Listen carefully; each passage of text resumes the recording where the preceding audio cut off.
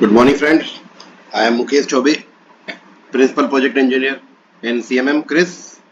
Uh, Today I am going to brief you the wheel profiling interface.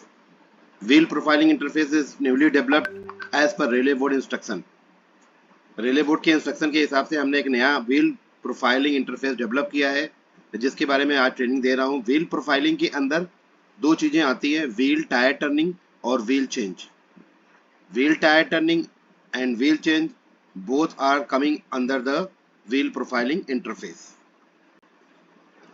This interface is available for coaching depot user only. यह profile coaching depot user के लिए use होगा, उनके लिए available है. इस profile के लिए हमने फॉर्म दिया है. यह प्रोफाइल रेले बोर्ड के हिसाब से ये प्रोफाइल सभी जब भी आपकी गाड़ी पीओच होके आती है, SS2 SS3 होके आती है, उसके ठीक 9 महीने बाद आपकी ये ड्यू हो जाती है. 9 महीने बाद ड्यू हो जाती है, देन आपको इस व्हील प्रोफाइलिंग को करना है. अगर आप व्हील प्रोफाइलिंग को आप तीन तरीके से कर सकते हैं अभी सीएमएम में. पहला हमने ऑप्शन दिया है कि आप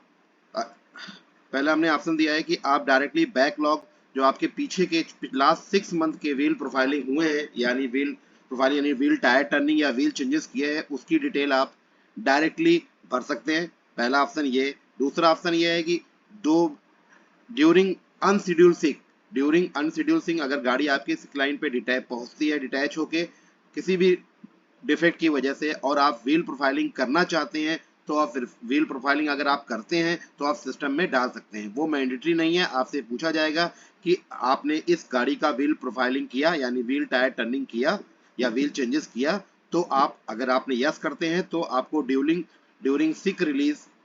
अनशेड्यूल रिलीज आपको वो फॉर्म भरना पड़ेगा. थर्ड ऑप्शन आता है आपको शेड्यूल ऑपरेशन में. जब आप अपनी गाड़ी को SS1 आयोज के लिए बुक करते हैं और जब रिलीज करते हैं, तब भी आपको व्हील प्रोफाइलिंग को जो हमारा फॉर्म है वो भरना मैंडेटरी है एट दैट टाइम. तो मैं अभी कोचिंग डिपो चंडीगढ़ से लॉगिन करने जा रहा हूं.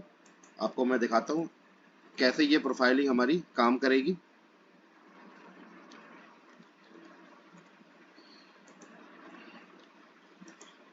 आप देख रहे हैं मैं कोचिंग डिपो चंडीगढ़ से लॉगिन हूँ, मैकेनिकल डिपार्टमेंट से.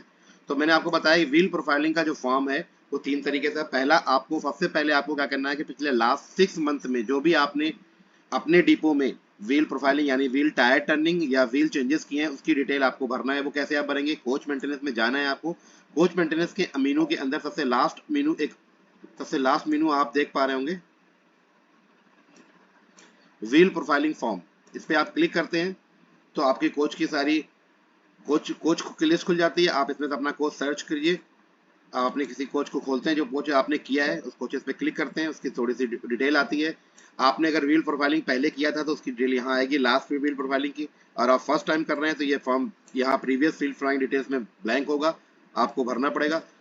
ये फॉर्म है आता है. इसमें आपको सेलेक्ट करना है कि व्हील प्रोफाइलिंग आप क्या करने जा रहे हैं, WTT करेंगे या WC करेंगे. अगर आप WTT करते हैं आपको सेलेक्ट करना पड़ेगा किस दिन आपने किया. ये बैक डेट एंट्री है. आप यहाँ से बैक डेट में किसी भी डेट की एंट्री डाल सकते हैं. यहाँ से आपने किया, कॉस्ट सेलेक्ट करना पड़ेगा. जो ये व्हील प्रोफाइलिंग आप बैक डेट की एंट्री कर रहे हैं, तो आपने व्हील प्रोफाइलिंग कहाँ किया था? ड्यूरिंग साफ शेड्यूल किया था यानी SS1 और आयोज, या फिर अनशेड्यूल में किया था, या फिर प्रिवेंटिव आपने WTT किया सेकेंड D3 के दौरान से पहले. इनमें से कोई रीजन आपको सेलेक्ट करना पड़ेगा, क्योंकि ये बैक एंट्री कर रहे हैं हमें बैकलॉग अपने क्लियर करने के लिए. तो अब मैंने मान लीजिए आपने शॉप में किया, आपने शॉप से इसमें से कोई आप चूज कर सकते हैं. फिर आपको wheel identification number, wheel diameter pre attention, wheel diameter post attention, flange thickness pre attention, flange thickness post attention, ये इन्फॉर्मेशन है जो सभी व्हीलों की आपको भरनी पड़ेगी. L1 L2 L1 8 R8 L2 R7 L3 X6 7, ये पूरे जो हमारी जो 8 व्हील्स हैं उसकी इन्फॉर्मेशन आपको L1 L2 L3 L4 और R1 R2 R3 R4 की इन्फॉर्मेशन देनी पड़ेगी. ये फॉर्म में ये इन्फॉर्मेशन जो है वो मैंडेटरी है. इसमें से व्हील आइडेंटिफिकेशन जो मैंडेटरी नहीं किया गया है अभी, कि आप इसके अलावा pre attention wheel diameter, pre attention flange thickness और व्हील डायमीटर पोस्ट अटेंशन और फ्लेंस थिकनेस पोस्ट अटेंशन, ये मैंडेटरी फील्ड है जो कि आपको भरना पड़ना है. इस केसेस में। जैसे कि क्वेश्चन आता था, आया है कुछ लोगों के, अगर व्हील चेंज के केसेस में हम क्या भरेंगे, तो व्हील चेंज के केसेस में, आपको देखिए व्हील आइडेंटिफिकेशन नंबर आपको भरना मैंडेटरी है। प्री अटेंशन में व्हील डाया और प्री अटेंशन में क्या डालेंगे आप, पुराने व्हील की जो इन्फॉर्मेशन थी वो आप भरेंगे, ठीक? या फिर उस जो आपका अभी आपका जो व्हील की डिटेल्स है वो दोनों डिटेल आप सेम भर सकते हैं इसमें। ये करके ये फॉर्म है आप सेव करेंगे तो व्हील प्रोफाइलिंग आपका फॉर्म कंप्लीट हो जाएगा। ये तो फर्स्ट फॉर्म था जो आपको बैक लॉस की एंट्री करनी है। दूसरा हमने सेकंड ऑप्शन आपको बताया कि जब भी आप गाड़ी अनशेड्यूल आपकी सीक होती है, यानी सीक रिलीज में आप जाते हैं, रिलीज करने जाते हैं गाड़ी को, तो मैंने खोलता हूँ कोई गाड़ी, देखिए ये गाड़ी हमारे पास सीक रिलीज में पहले से पड़ी हुई है। तो इसमें एक ऑप्शन आपसे पूछ रहा है, इज WTT और WCC डन। ये ऑप्शन आपसे पूछा जो आपकी मैंडेटरी रह गया। अगर आपने यहाँ पे नो किया तो फिर आप सिंपल जैसे फॉर्म अभी तक आप रिलीज का भरते थे वैसे रिलीज का फॉर्म भरना है और कंप्लीट कर देना है। बट अगर आपने यहाँ पे यस किया है तो इट मीन्स कि आपने ड्यूरिंग सिक अटेंशन आपने WTT या WC किया है। तो उस केस में आपको fill wheel tyre turning detail वाले जो बटन है इस पर क्लिक करके सेम फॉर्म खुलेगा। इस फॉर्म को आपको सेलेक्ट करना है और आपको वापस उसी तरह से पूरा फॉर्म भरना है। यहाँ से चेक करना है आपने WTT किया है, WC किया, WTT किया तो क्या डेट है, किस डेट पे आपने किया वो डेट आपको डालनी है। रिजल्ट करना है अनशेड्यूल्ड अटेंशन या प्रिवेंटिव आप कर रहे हैं, अनशेड्यूल्ड अटेंशन में आप क्लिक करेंगे, फिर उसी तरह से पूरी इन्फॉर्मेशन आपको भरनी है और आप सेव कर सकते हैं। ये तो सेकंड ऑप्शन था ड्यूरिंग अनशेड्यूल्ड सिक रिलीज। थर्ड ऑप्शन आता है सिमिलर मैटर में, आपको दिखाता हूँ आयोज और असेसमेंट रिलीज में। मैं कोई गाड़ी लेता हूँ, जैसे इस गाड़ी को देखिए, ये गाड़ी हमने लिया, ये गाड़ी आयोज यानी एसएस1 के लिए ड्यू है। तो इस केस में आपको व्हील टायर टर्निंग डिटेल भरना मैंडेटरी है as per railway board schedule. जब अभी शेड्यूल्स होंगे यानी एसएस1 होगा, आयोज होगा, तो आपको व्हील प्रोफाइलिंग की डिटेल इंटर करना सिस्टम में मैंडेटरी है। यहाँ पे आप क्लिक करेंगे, फॉर्म खुलेगा और सिमिलर भी फॉर्म खुलेगा, वो फॉर्म आप सेलेक्ट करेंगे।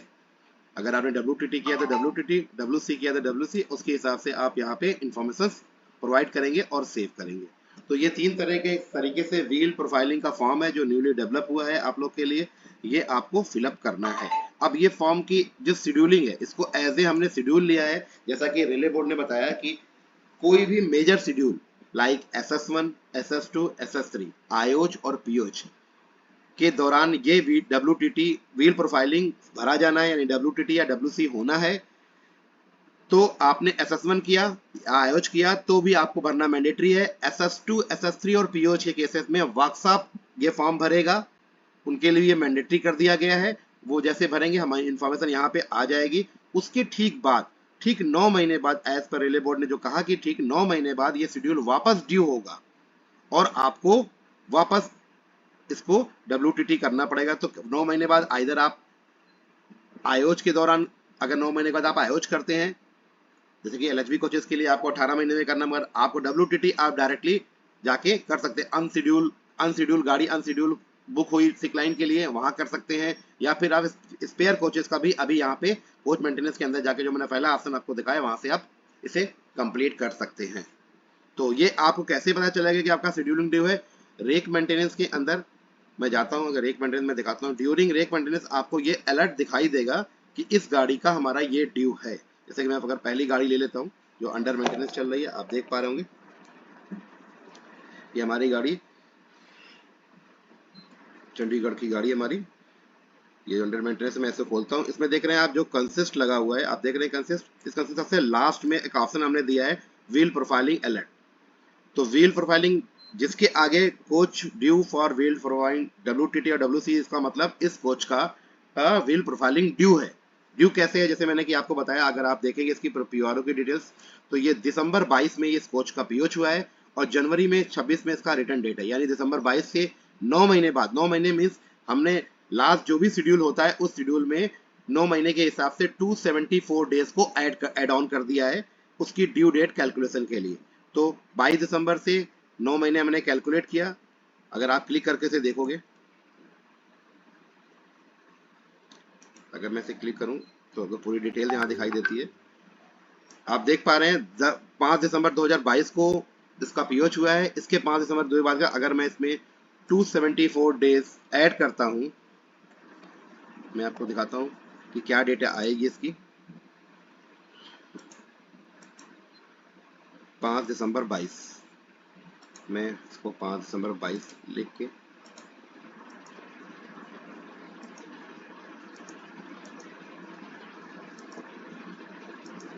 274 डेज को ऐड कर देते हैं। पीओस डेट थी 5 दिसंबर 22, उसमें 274 डेज को ऐड के न्यू डेट कैलकुलेट करते हैं, तो नई डेट इसकी आती है, आप देख पा रहे होंगे 5 सितंबर 23, यानी 5 सितंबर से ये गाड़ी ड्यू हो गई WTT के लिए। जब अभी आप इस गाड़ी की जाके स्पेयर कोचेस के हिसाब से यानी कोच मेंटेनेंस में जाके अगर आप इसकी WTT कर देते हैं तो ये यहाँ से ड्यू कंप्लीट हो जाएगा और वापस आपको जो उसका अलर्ट दिख रहा है रेक मेंटेनेंस के अंदर वो अलर्ट हट जाएगा यहाँ से।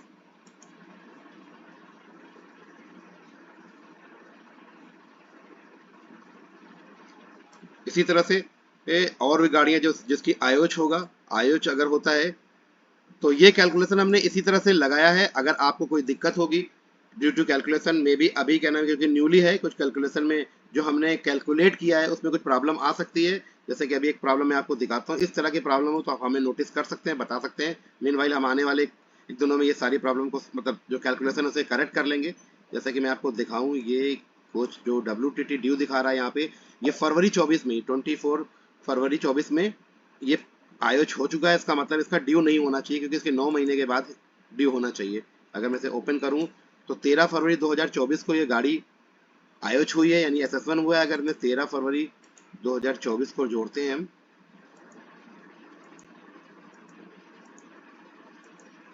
में 274 डेज, तो जो नई डेट कैलकुलेट होके आती है वो डेट कैलकुलेट हो रही है 13 नवंबर 2024, यानी इसकी डेट होनी चाहिए, इसकी ड्यू डेट होनी चाहिए 13 नवंबर 2024, जो कि इसने कुछ गलत कैलकुलेट कर लिया है इसलिए यहाँ पे ड्यू दिखा रहा है। तो हम उसे जल्दी करेक्ट कर देंगे एक आने वाले 1-2 दिन में के अंदर। आप लोग इसे यूज करना शुरू करें। इस तरह की जो भी रॉन्ग कैलकुलेशन डेट अगर आपको दिख रही है तो आप प्लीज़ क्या नाम है टेलीग्राम ग्रुप में बताएं, हमें बताएं ताकि हम इसे करेक्ट कर सकें। मीनवाइल जैसे भी हमने रैंडमली अब हमने इसे प्रोडक्शन पे कर दिया है तो मैं इसे करेक्ट करके सारी इन्फॉर्मेशन में अपडेट कर दूंगा। तो ये तो छोटी सी इन्फॉर्मेशन थी जो व्हील प्रोफाइलिंग और व्हील टायर टर्निंग में हमने इंप्लीमेंट कर दिया है एज पर रेले बोर्ड इंस्ट्रक्शन। हमने ये फॉर्म ओके हो चुका है रेले बोर्ड के हिसाब से, तो आप इसे start feeding wheel profiling form, मैंने आपको फिर मैं दोबारा रिपीट कर रहा हूँ, 3 तरीके से फॉर्म भर सकते हैं। जो आपके पिछले 6 महीने में आपने व्हील प्रोफाइलिंग किया उसको कोच मेंटेनेंस के अंदर जाके एक ऑप्शन आता है, सबसे लास्ट ऑप्शन आप देख पा रहे होंगे व्हील प्रोफाइलिंग फॉर्म, वहां से भर सकते हैं। मगर आपको वहां पे बताना पड़ेगा कि व्हील प्रोफाइलिंग आपने शेड्यूल से किया या अनशेड्यूल से किया था। ये ऑप्शन सिर्फ आपको जो बैक डेट वाली एंट्री आप कर रहे हैं वहीं पे ऑप्शन आता है सॉफ्ट शेड्यूल अनशेड्यूल, मतलब कौन सी इन्फॉर्मेशन में किस लास्ट टाइम आपने जब जिसका फॉर्म भरना चाह रहे हैं वो फॉर्म आपने कैसे वो WTT किया था या WC किया था उसके बारे में आपको यहाँ बताना पड़ेगा और उसकी डेट बतानी पड़ेगी। तो ये इन्फॉर्मेशन है। दूसरा, अगर आपका गाड़ी सिक लाइन में जाती है अनशेड्यूल सिक की वजह से और आपने उस कोचेस का WTT या WC किया है तो भी आप ड्यूरिंग सिक रिलीज आपसे पूछता है, ऑप्शन आता है आपको गाड़ी की, अगर आप ओपन करते हैं किसी गाड़ी को तो हर ऑप्शन रिलीज में आपसे पूछता है कि